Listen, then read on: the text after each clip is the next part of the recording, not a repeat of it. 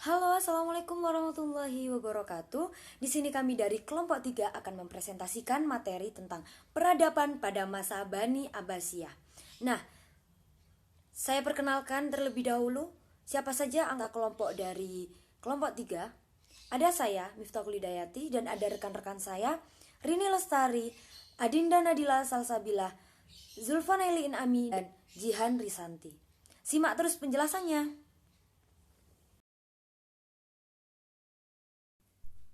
Transmisi kebudayaan Yunani ke Islam.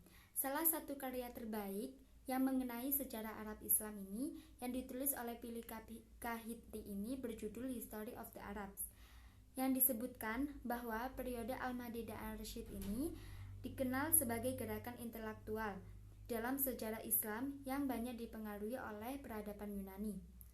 Peradaban Yunani memang bukan satu-satunya pengaruh asing yang masuk ke dunia Islam dalam pembentukan budaya Islam universal Persia.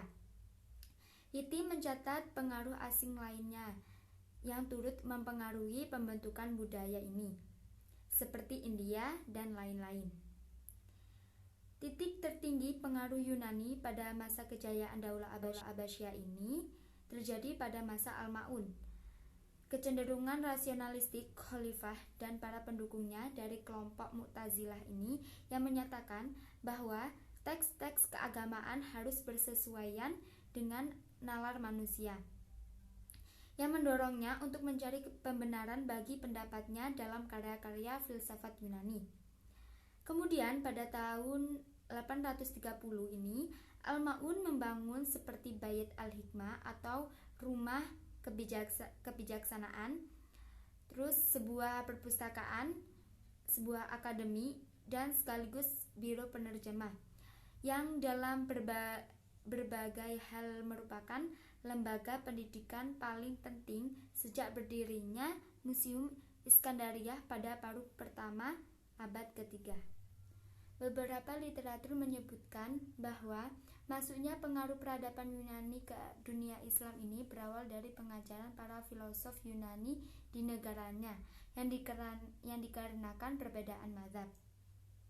Nur Ahmad Fadil Lubis ini menyebutkan perkembangan pemikiran filosof di dalam Islam ini menggantikan mazhab-mazhab teologi dialektika atau kalam yang muncul lebih awal pada abad ke-8 melalui masuknya gagasan dan serangan dari luar, terutama Yunani Kristen, tentang persoalan moral fundamental tertentu yang timbul dalam masyarakat Islam.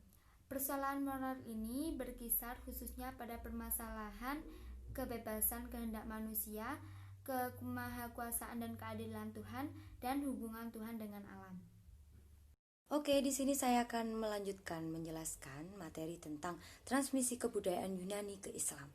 Dan sekarang kita menuju ke poin yang ketiga, yakni gerakan penerjemah. Yang pertama yakni masuknya peradaban Yunani ke dunia Islam. Yang kedua yakni bahasa Arab. Bahasa Arab sendiri adalah bahasa yang paling penting dan bahasa ilmu pengetahuan yang digunakan oleh bangsa Yunani. Dan salah satu penerjemah pertama dari bahasa Yunani adalah Abu Yahya ibnu al-Batarik. Adapun penerjemah awal lainnya, yakni adalah seorang Suriah Kristen yang bernama Yahanna Yahya ibnu Musawayah. Nah, ini adalah salah satu murid dari Jibril in Baktishu. Selain itu, dia merupakan guru Hunain ibnu Ishaq yang diriwayatkan telah menerjemahkan beberapa manuskrip untuk Al-Rashid. Nah, Hunain ibnu Ishaq juga disebut-sebut sebagai ketua dari para penerjemah. Nah, selanjutnya kita akan masuk ke poin yang keempat, yakni tokoh-tokoh utama di dalam bidang-bidang. Nah, kita mempunyai dua bidang yang akan kita bahas di sini. Yang pertama adalah bidang kedokteran dan yang kedua adalah bidang filsafat. Nah, bidang kedokteran sendiri ada Al-Ali Tabiri, Al-Razi, Al-Ibnu Al-Abbas Al-Majusi dan Ibnu Sina. Gambar dua tokoh yakni antara Al-Razi dan Ibnu Sina yang telah menghiasi ruang besar Fakultas Kedokteran di Universitas Paris. Dan yang kedua, ada bidang filsafat. Nah, di bidang filsafat sendiri ada ilmuwan, salah satunya bernama Al-Kindi yang tercatat sebagai filosof pertama yang merupakan keturunan asli bangsa Arab. Nah, sangat wajar sekali jika kemudian ia disebut sebagai filosof bahasa Arab. Dan selain ada Al-Kindi, juga terdapat Al-Farabi dan Ibnu Sina yang merupakan tokoh utama yang menuliskan karya-karya penting tentang filsafat.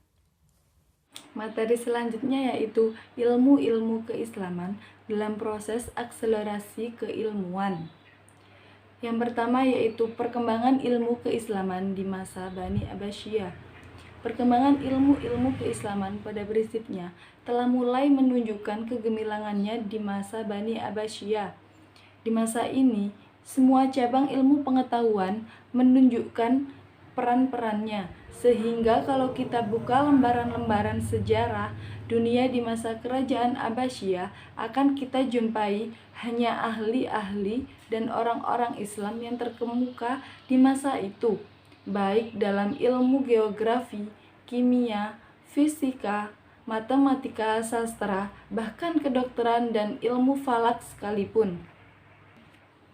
Berikutnya yaitu ulama-ulama Islam yang terkenal pada masa Bani Abbasiyah, yaitu Imam Abu Hanifah dan Imam Malik. Sepanjang kerajaan Abbasiyah inilah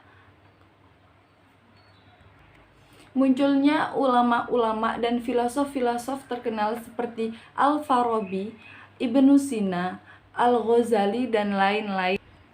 Filsafat Al-Farabi yang sudah diinterpretasikan ke dalam doktrin Islam ialah bentuk neoplatonis yang menganggap bahwa perbuatan Tuhan bertemu langsung dengan wujud-wujud yang lebih tinggi. Kemudian dari sini ke wujud berikutnya dan seterusnya, di mana setiap wujud membutuhkan perantara wujud yang di atasnya. Sedangkan Ibnu Sina dalam doktrin filsafatnya banyak dipengaruhi Aristoteles terutama dengan metafisiknya, yaitu tentang kenyataan seluruh yang ada mulai dari yang rendah sampai kepada yang setinggi-tingginya. Dan ahli kedokteran yang pada masa perkembangan keislaman adalah Abu Bakar Muhammad ibnu Zakaria Ar-Razi, yang dikenal dengan sebutan Ar-Razi, yaitu beliau merupakan dokter istana di masa Bani Buayyah yang bukunya telah diterjemah ke dalam bahasa Latin, Liber Regius. Dalam bidang ilmu botani dan kimia, tokohnya adalah Abu Hanifah Al-Dinawari, di mana ia terkenal sebagai penemu perubahan-perubahan kimiawi dengan penerapannya kepada metode eksperimental modern, dan kajian-kajiannya sudah menjadi bahan rujukan semua orang pada saat itu. Di samping itu, secara peradaban, Mesir juga mempunyai sejarah pengembangan ilmu pengetahuan yang luar biasa. Sumbangannya bagi khazanah sains Islam, tumbuhnya Kairo sebagai pusat ilmu keislaman yang didukung oleh para penguasa Mesir. Semua tokoh dan figur keilmuan yang dijelaskan penulis di atas pada dasarnya mengembangkan konsep keilmuan yang mereka miliki dengan cara meyakini sepenuhnya kitab suci Al-Quran yang merupakan sumber dari segala ilmu dunia dan akhirat. Upaya membangun dan mengembangkan ajaran keilmuan Islam tidak hanya dilihat dari segi normatif, namun dapat dilihat dari segi filosofis dan empirik. Berbagai nilai yang secara normatif dalam khazanah Islam dapat dipikirkan lagi secara filosofis agar mampu teraktualisasi dalam dataran teoretik dan empirik, sehingga proses ilmu-ilmu keislaman akan terus dinamik, kreatif, dan inovatif dalam menjawab tantangan. Ibnu Khaldun mengatakan bahwa setiap ilmu berkembang sesuai perkembangan dan peradaban manusia. Itu berarti ilmu-ilmu keislaman dapat dikembangkan sesuai perkembangan ilmu budaya dan dikembangkan secara meluas, tentunya dalam garis-garis kewajaran dan tidak menyimpang dalam norma keagamaan. Konsep ilmu Ibnu Khaldun mencoba memadukan antara filosofi dan pendidikan serta sosiologi dan pendidikan. Menurutnya, sebagaimana yang dikutip oleh Sun Haji, hasil dari pendidikan adalah manusia dapat mengaktualisasikan ilmu pengetahuan atau akal yang telah dimiliki dalam segala aspek kehidupan, yang disebut dengan hakikat al-insaniyah atau manusia seutuhnya. Baiklah, di sini saya akan menjelaskan tentang sebab-sebab kemunduran Bani Abbas. Sebagaimana terlihat dalam periodeisasi dinasti Abbasiyah, masa kemunduran dimulai sejak periode kedua. Menurut Montgomery Watt, beberapa faktor yang menyebabkan kemunduran pada masa Daulah Abbasiyah diantaranya: yang pertama, luasnya kekuasaan Daulah Abbasiyah, sementara komunikasi pusat dengan daerah sulit dilakukan. Bersamaan dengan itu, tingkat saling percaya di kalangan para penguasa dan pelaksana pemerintah sangat rendah. Yang kedua, dengan profesionalisme angkatan bersenjata, ketergantungan khalifah kepada mereka sangat tinggi. Dan yang ketiga, keuangan negara sangat sulit karena biaya yang dikeluarkan untuk tentara bayaran sangat besar. Pada saat kekuatan militer menurun, khalifah tidak sanggup memaksa pengiriman pajak ke Baghdad.